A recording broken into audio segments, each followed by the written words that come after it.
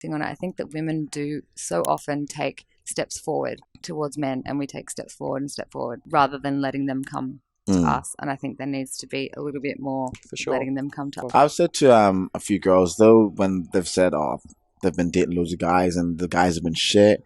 The guys are approaching them. The guys are messaging them first." I'm like, well, maybe it's time. Maybe you flip it. Maybe you pick. For some women who said like every guy they've dated for so far has been this, has been that, has been that. It's not been great.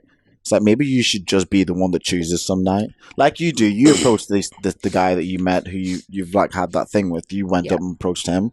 You took it upon yourself to go out and choose this dude that you find attractive, and it worked fucking fantastic. So I think sometimes if things aren't working in one way that you're doing it, sometimes it's important to maybe just flip it up and do something different in order to get a different result. It's interesting when like I speak to people about this and they're like, the dating game is shit and there's no people out there, which, you know, each and every person has their own experience. But usually when I'm like, oh cool, so like, you know, when was the last date you went on? I haven't been on a date in ages. Oh cool, like what's going on with dating apps? Don't really use them. Oh cool, like what's the last guy you approached? I don't approach. So you're saying it's a shit experience, but you're also not putting yourself in a position to get it. Like, and then you're like, well, why don't you? Oh, I don't want to. Well, then you can't say it's shit. You're shit. You're shit. Like that, and that's okay.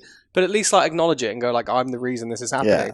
And it's almost, I say to people, there is a benefit to you taking ownership in you being a bit shit. Because then at least you're doing it and it's your choice. But by saying it is shit, you're giving power to the universe of like, it's none of my fault. And it's like, just fucking take ownership.